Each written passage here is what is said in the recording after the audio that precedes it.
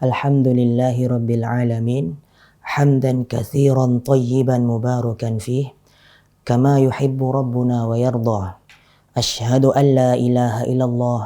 Wa ashhadu anna Muhammadan abduhu wa rasuluh. Amma ba'd. Alhamdulillah, kita bersyukur kepada Allah Subhanahu wa Ta'ala atas nikmat yang Allah berikan kepada kita. Karena begitu banyaknya nikmat yang Allah berikan kepada kita, seandainya kita ingin berusaha untuk menghitung nikmat yang Allah berikan kepada kita, maka niscaya kita tidak akan mampu untuk menghitungnya karena saking banyaknya nikmat yang Allah berikan kepada kita. Wa in ta'uddu ni'matallahi la tuhsuha. Kemudian salawat serta salam semoga senantiasa tersampaikan kepada Nabi kita, Nabi Muhammad sallallahu alaihi wasallam, kepada keluarga beliau, kepada sahabat beliau, dan kepada pengikut beliau hingga akhir zaman. Baik, untuk pelajaran kita, alhamdulillah kita sudah sampai pada materi sukun. Dan kemarin sudah kita ketahui bahwa sukun kita perlu 3 hal, ya, sedikitnya kita perlu 3 hal supaya sukun kita baik, supaya sukun kita benar, dan supaya sukun kita fasih. 1 hal sudah kita pelajari, menyisakan 2 hal lagi yang harus kita ketahui. Kita langsung saja ke hal yang kedua yang harus kita ketahui agar sukun kita baik, agar sukun kita benar. Yang kedua yaitu huruf tebal dan huruf tipis. Ya, ketika sukun maka huruf tersebut harus kita tebalkan apabila dia huruf tebal, dan harus kita tipiskan apabila dia huruf tipis. Dalam buku tajwid, huruf tebal dibahasakan dengan isti'la, tipis istifal.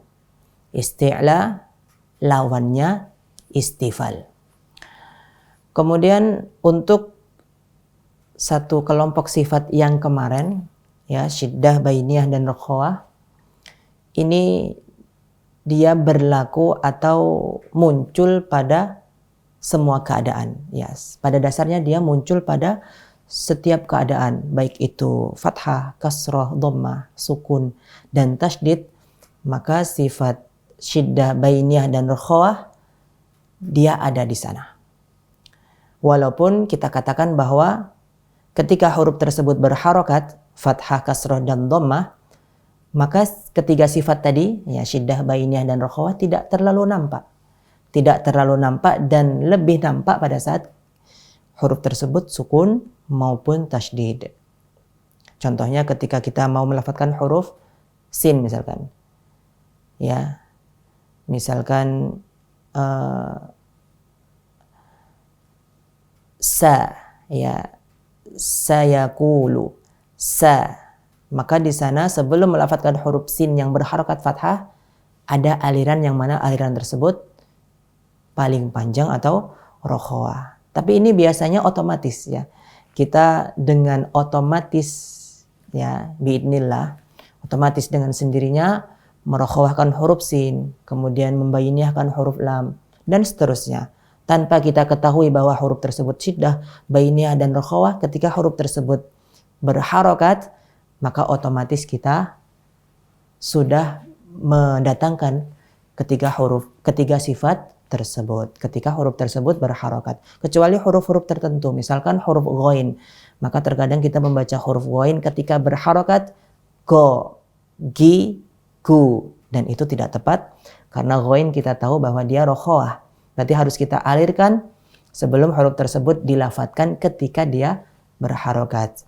Gho, ya, jadi ada rokhawahnya di sana.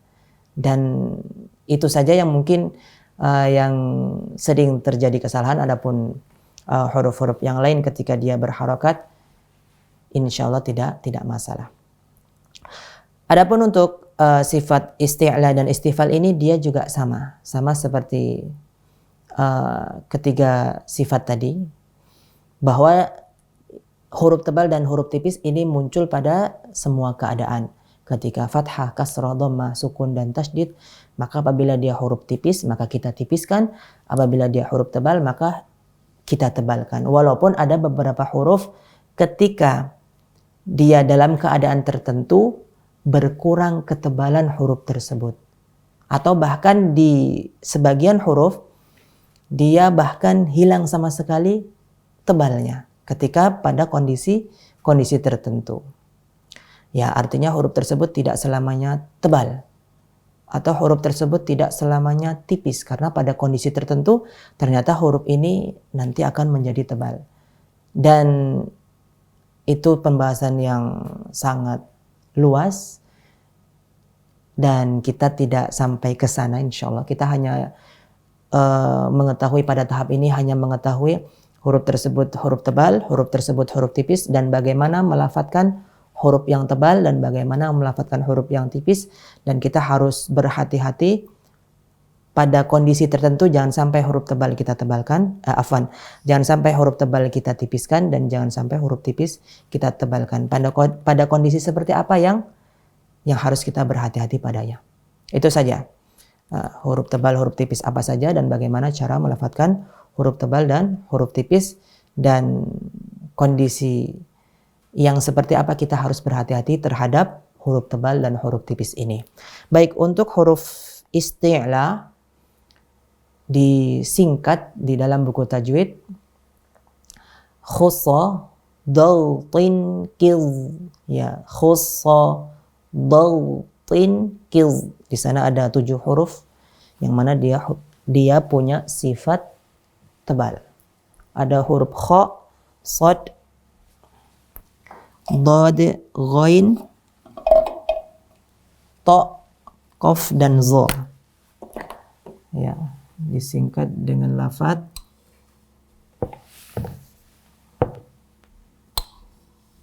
ya, khussa daltin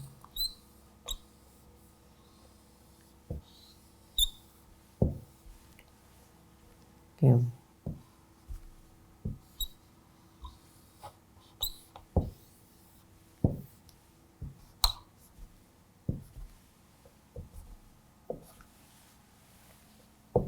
Ya, khussadaltin kiz.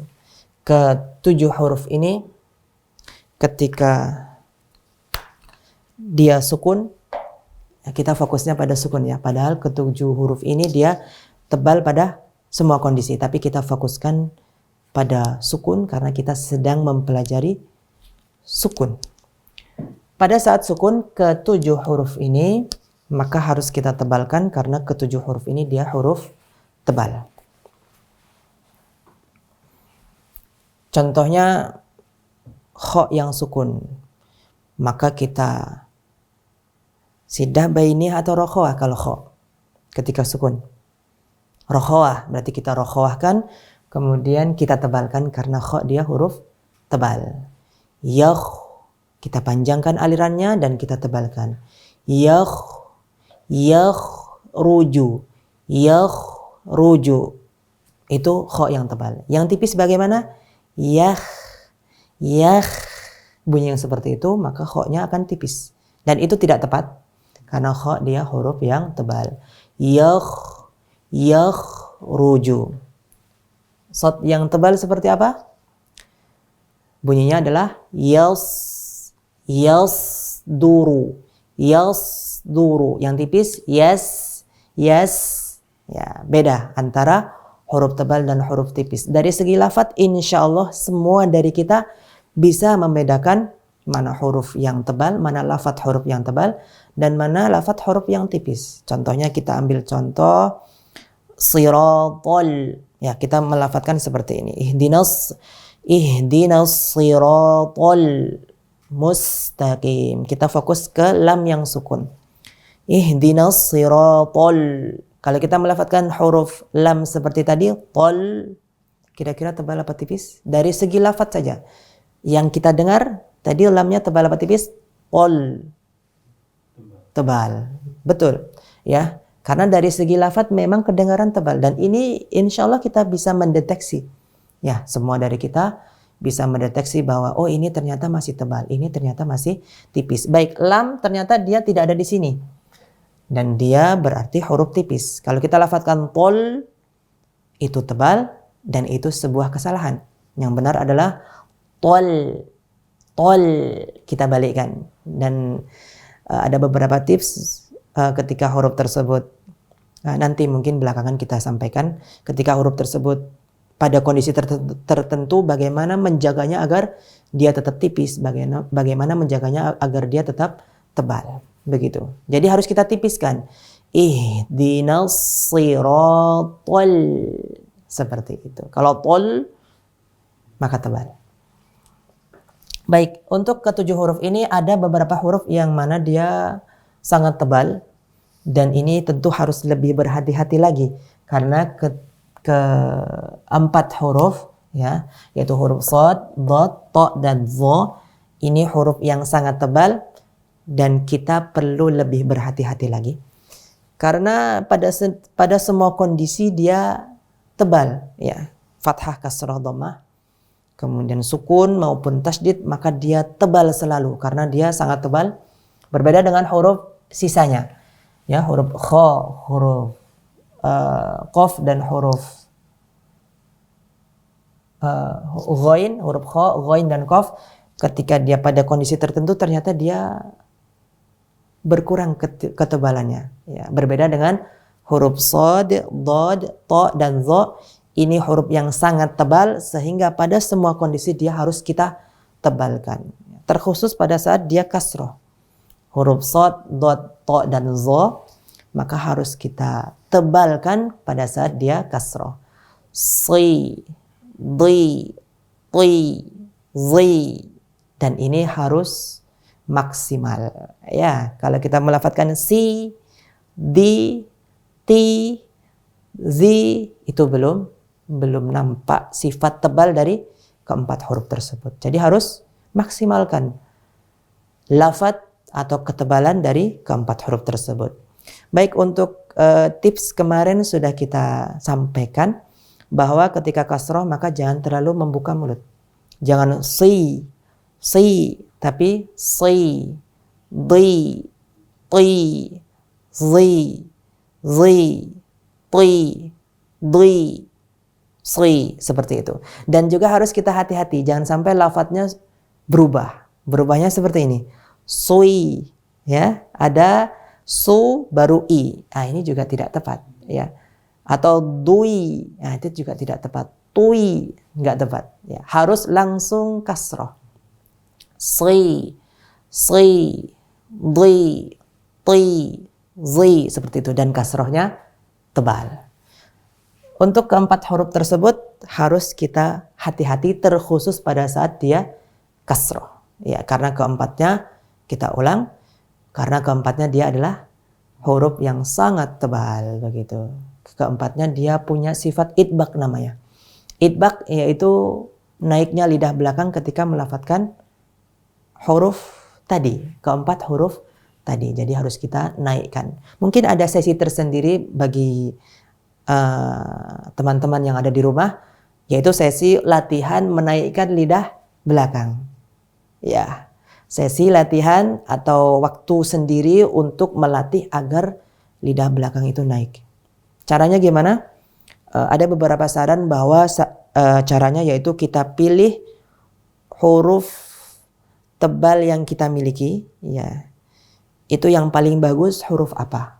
Misalnya kan kita melafadzkan huruf yang tebal, ya, ketujuh huruf ini, dan yang paling bagus adalah huruf ghain. Berarti kita berangkat dari huruf ghain, gha, kemudian ke huruf yang lain, so, do, gha, kha, qa, ro, seperti itu. Jadi kita berangkat dari huruf tebal yang kita miliki, yang paling bagus di antara huruf yang lain. Kalau misalkan kita punya huruf shad yang bagus, berarti berangkat dari huruf shad.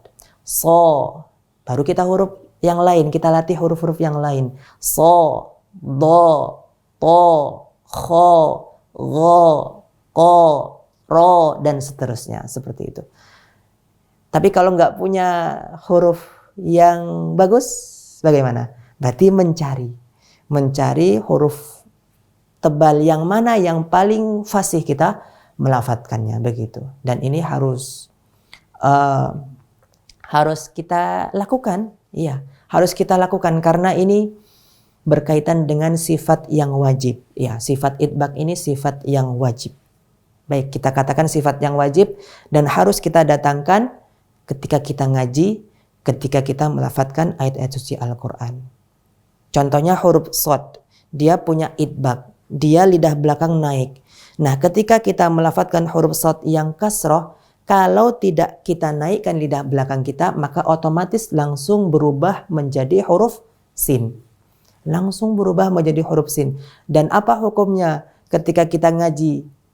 Kemudian misalkan kita membaca Al-Fatihah, kemudian huruf shadnya diganti dengan huruf sin.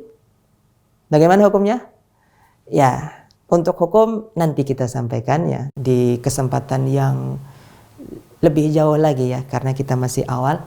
Intinya ketika kita sudah mengganti huruf tersebut yang tadinya shad menjadi huruf sin, maka itu sudah kesalahan yang besar, kesalahan yang jali. Dan bisa jadi hal tersebut bisa merubah makna. Artinya kesalahan jali ini kebanyakannya merubah makna. Walaupun sebagian ada yang nggak merubah makna. Kalau sudah merubah makna berarti ya nggak boleh, ini terlarang. Terkhusus ini pada lafadz Al-Fatihah kita.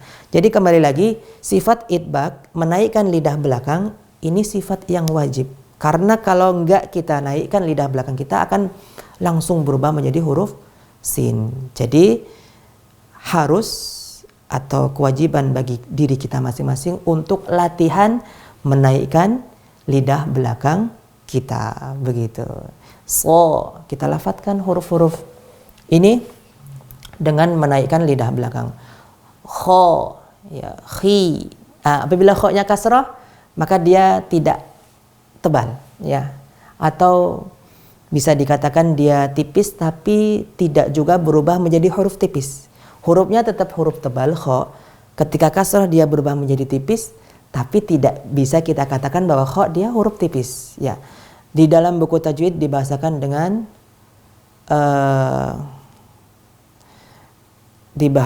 dengan tipis yang disebabkan oleh kelemahan huruf tersebut pada saat kasroh.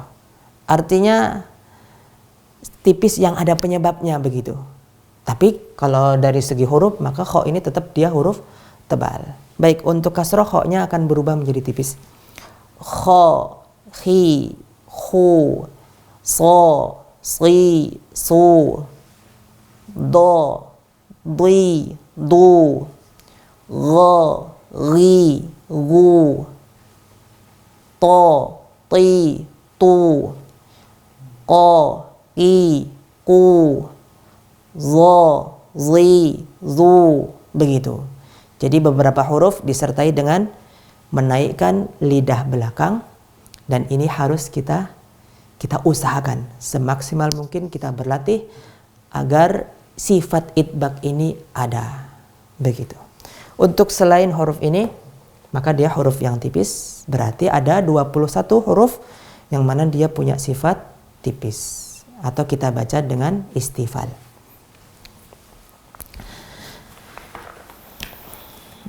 Baik, untuk keadaan-keadaan yang mana kita harus berhati-hati,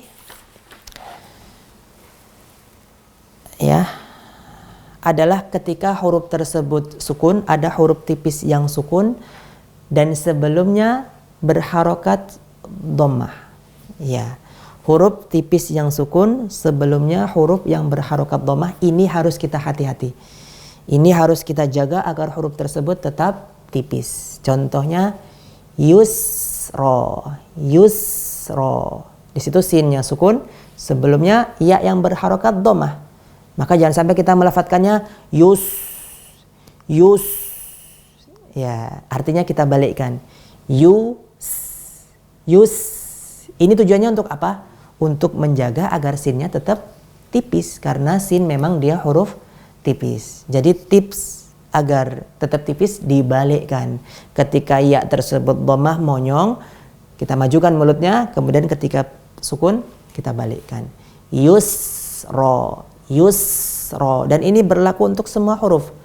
Bush, ya, bush, bushra, bu'sira, muhsinin, ya. Jadi semua huruf tipis ketika dia sukun dan sebelumnya dhammah, maka harus kita hati-hati agar huruf yang tipis tersebut tetap tipis.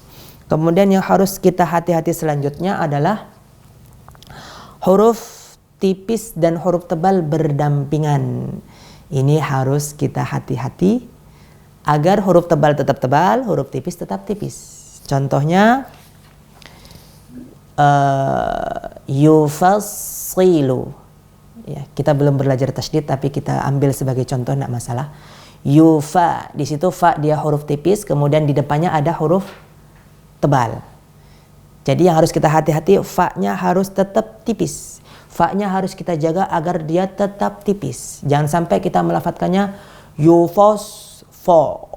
Ya, fa yang harusnya ketika fathah lafadznya a, kita ganti dengan fo, maka itu namanya menebalkan huruf fa. Belum benar. Yang benar adalah kita jaga fa-nya agar tetap tipis. Yufa, yufa, yufassilu, yufassilu, seperti itu. Atau sebaliknya, huruf shad yang harusnya tebal kita tipiskan. Yufassilu, itu tipis. Itu sin, ya. Yufassilu, itu sin, ya. Dan itu tidak tepat. Fa-nya sudah benar tipis, tapi shadnya ikut-ikutan tipis. Itu tidak tepat. Yang benar fa-nya tipis, shadnya tebal. Intinya ketika ada huruf tebal dan huruf tipis, maka kita harus berhati-hati agar huruf tipis tetap tipis, huruf tebal tetap tebal. Kemudian juga di keadaan selanjutnya yang kita harus berhati-hati adalah ketika ada huruf tebal yang sukun atau sebaliknya huruf tipis yang sukun, dan di sebelumnya atau di sesudahnya dia huruf tipis atau huruf tebal. Artinya masih ke poin yang kedua tadi, antara huruf tebal dan huruf tipis yang berdampingan. Contohnya alaisallahu biahkamil hakimin. Alaisa, di situ sinnya huruf tebal dan di sebelahnya ada lafadz Allah, yang mana Allah ini lafadznya tebal. Afwan, huruf sin dia huruf tipis, di sebelahnya ada lafzul jalalah, yang mana lafadz Allah ini adalah lafadz tebal. Jadi harus kita hati-hati, sinnya jangan sampai ikut-ikutan tebal. Alaisallahu, so berarti sudah tebal huruf sinnya, jadi harus kita tipiskan huruf sinnya. Alaisallahu biahkamil hakimin. Kemudian contoh yang lain, fawasatuna bihi jam'a. Fawasatu, di situ ada huruf sin, di sebelahnya huruf to. Kita sering mendengar lafadznya berubah menjadi fawasatuna, sinnya berubah menjadi so, dan ini sudah merubah huruf. Kesalahan yang jali, kesalahan yang fatal, kesalahan yang besar. Jadi harus hati-hati, sekali lagi harus hati-hati, huruf tipis dan huruf tebal ketika berdampingan harus kita tipiskan apabila dia huruf tipis, harus kita tebalkan jika dia huruf tebal. Fawasatuna, sa bukan so, begitu. Wallahu a'lam bishawab. Untuk latihan yang halaman 32, latihan halaman 32 ini kita perhatikan dua hal. Yang pertama syiddah bainiyah dan rokhawah. Yang kedua adalah tebal dan tipisnya huruf. Adapun qalqalah maka tidak kita perbaiki dulu, ya. Mungkin kita perbaiki ketika sudah melenceng jauh, tapi kalau misalkan sudah agak-agak benar maka kita tidak fokus di sana intinya, karena kita belum mengetahui atau belum mempelajari qalqalah yang baik dan yang benar itu seperti apa. Insya Allah di pertemuan ketiga untuk qalqalah. Untuk halaman 32 ini maka fokus kita syiddah bainiyah dan rokhawah, dan huruf tebal, huruf tipis. Begitu. Kita mulai membaca latihan halaman 32. A'udzu billahi minasy syaithanir rajim.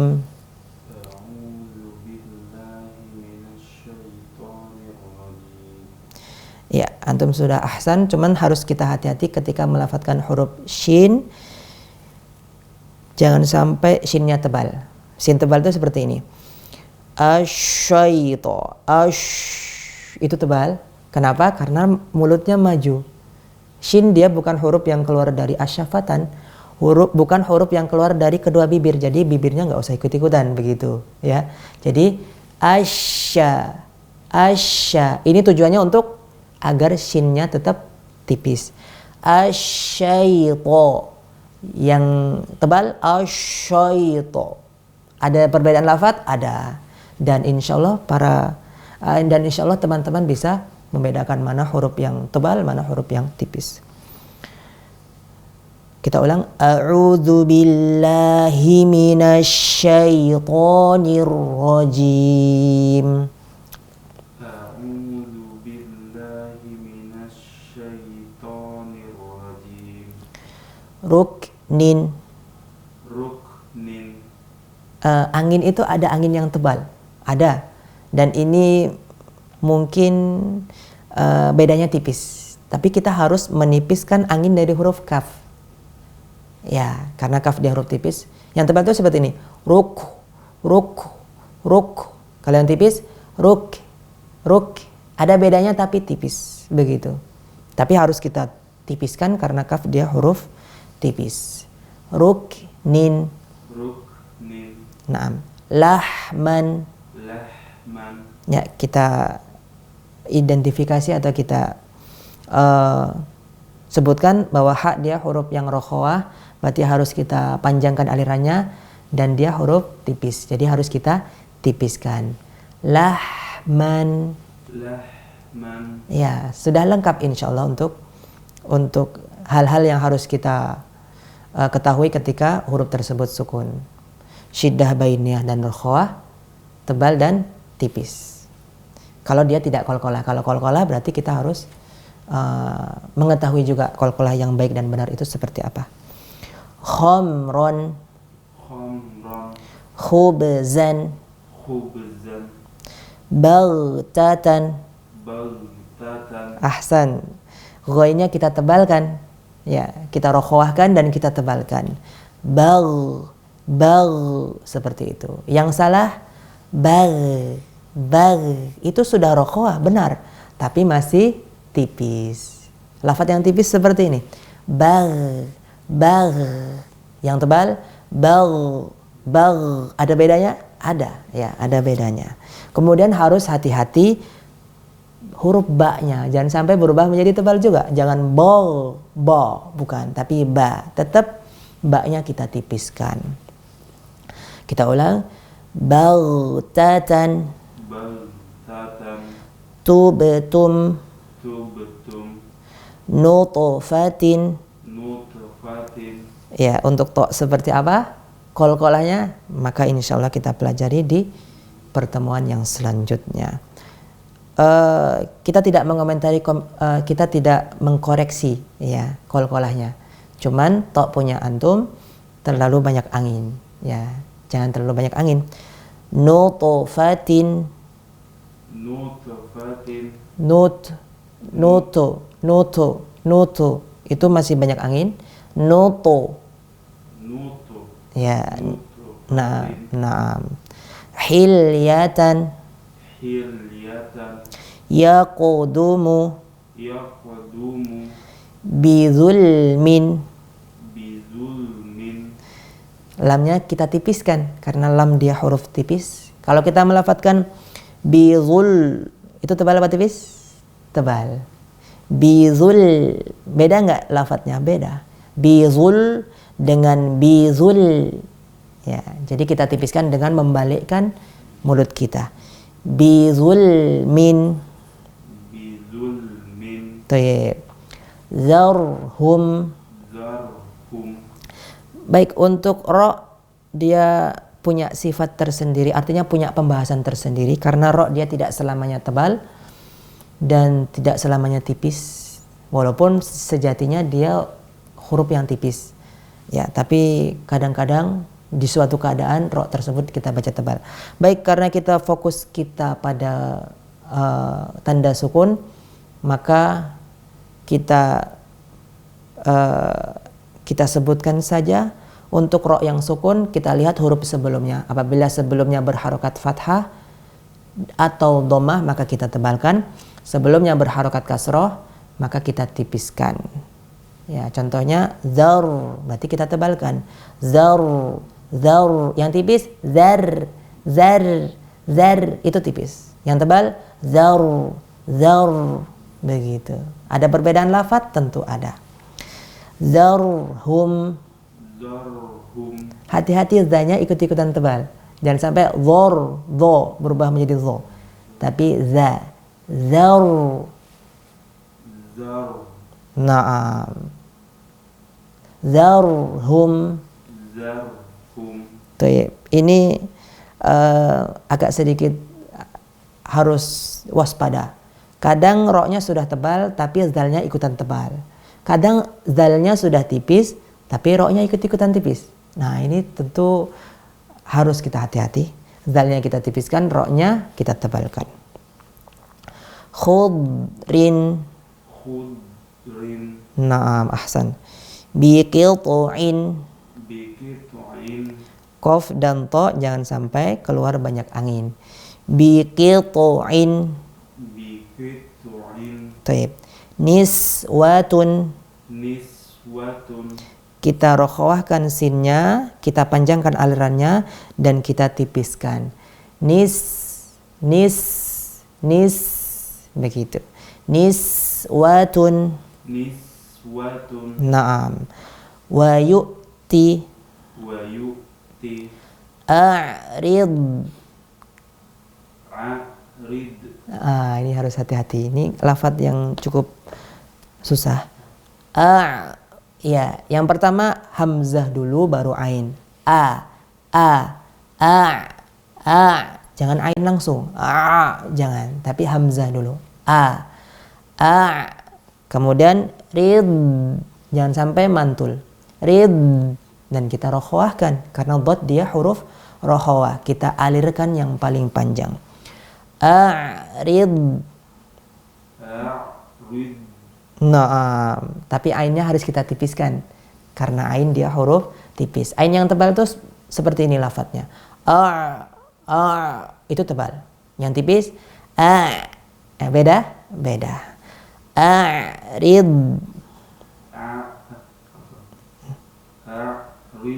Tayyib. Fabi'sa. Bi'ijlin.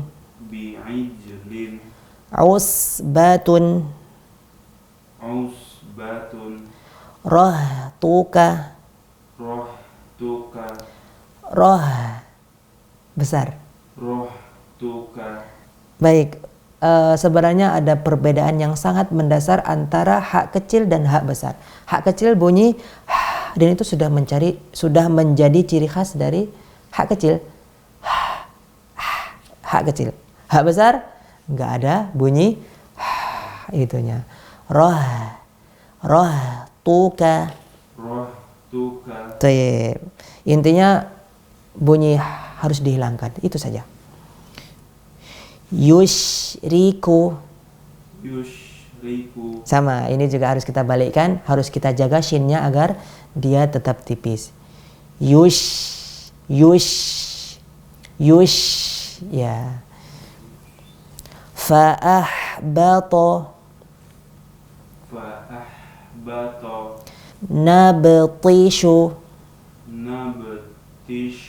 Ya, ini juga agak susah karena ba huruf tipis, to huruf tebal. Dan ba dia punya qalqalah. Jadi yang harus kita jaga adalah qalqalahnya harus kita jaga agar tetap tipis. Kalau tebal tuh nabu itu qalqalah yang tebal. Nabtishu itu qalqalah yang tebal dan kita belum pelajari qalqalah ya. Intinya harus kita hati-hati baknya agar tetap tipis. Nabtishu. Nabtishu. Toknya juga harus tetap kita tebalkan, kita jaga ketebalannya. Nabti. Nabti. Ya, masalahnya adalah lidah belakang tidak naik, dan kita katakan tadi naiknya lidah belakang ini merupakan sifat yang harus kita datangkan. Kalau enggak akan berubah menjadi tak. Nabti itu tak, ya, tak yang kering, walaupun enggak ada anginnya. Ya. Jadi harus kita naikkan lidah belakang kita, dan ini sekali lagi perlu untuk sedikit latihan. Ghanimtum. Maghfiratun. Maghfirah. Ya, maghfiratun. Qaryatika. Sadrika. Multahadan. Kita balikkan lamnya. Multahadan. Hak kecil. Multahadan. Mumtaz, masyaallah. Hasbuka. Fa'amkana. Bi'alsinatihim. Sa'yakum. Sa' itu tebal, sa' tipis. Kita tayyib tipis. Alhamdulillah, masyaallah. Yastabdil. Tayyib, alhamdulillah. Jadi latihan ini kita harus memperhatikan dua hal, syiddah bainiyah dan rokhawah, serta huruf isti'la dan istifal. Dengan dua modal tadi, insya Allah sukun kita sudah baik, sudah mendekati kebenaran, insya Allah ta'ala, sudah fasih biidnillah. Tapi intinya kita jangan berhenti sampai di situ ya. Intinya kita jangan berhenti sampai situ. Artinya ketika kita sudah menguasai dua hal ini, maka kita harus menggali lagi ya, atau kita harus lebih lebih memfasihkan diri lagi ya, terkhusus pada huruf yang bersukun, karena memang di sana ada beberapa huruf yang punya sifat khusus ya. Selain dia rokhawah, selain dia tipis, ternyata dia ada hal yang harus kita datangkan lagi begitu. Tapi dengan dua hal ini insya Allah sudah mencukupi kalau kita menginginkan bacaan sukun kita fasih, baik dan benar biidnillah. Baik, kiranya itu untuk pelajaran kita hari ini. Untuk di rumah tentunya harus punya buku ini ya. Harus punya buku ini untuk latihan kita baca setiap hari, kita ulang latihan-latihan yang sudah kita pelajari dengan memperhatikan hal-hal yang sudah kita sampaikan begitu, agar bacaan kita fasih begitu. Kadang ada beberapa orang yang bingung kenapa huruf-huruf Al-Quran itu ada beberapa yang kita tidak fasih untuk melafadzkannya. Ya, terkhusus huruf-huruf yang memang kita jarang melafadzkan ketika kita ngomong sehari-hari, ketika kita bicara, ketika kita ngobrol sehari-hari. Jawabannya mudah, karena huruf tersebut tidak pernah kita kunjungi makhrajnya ya. Karena huruf tersebut tidak pernah kita lafadzkan sama sekali. Ketika kita ngobrol, ya mungkin kita ngomong dengan membaca atau melafadzkan huruf lam, ada huruf nunnya, ada huruf mimnya, ada huruf ro-nya, ada huruf ha-nya. Ketika kita ngobrol sehari-hari. Tapi bagaimana dengan huruf-huruf yang mana huruf keluar dari tenggorokan? Pernahkah kita melafadzkan huruf tersebut? Tidak pernah. Ya, misalkan huruf ain. Kenapa ain ini susah? Karena nggak pernah kita lafadzkan. kecuali untuk orang-orang yang rajin baca Al-Quran. Ya. Huruf ain, huruf dhad.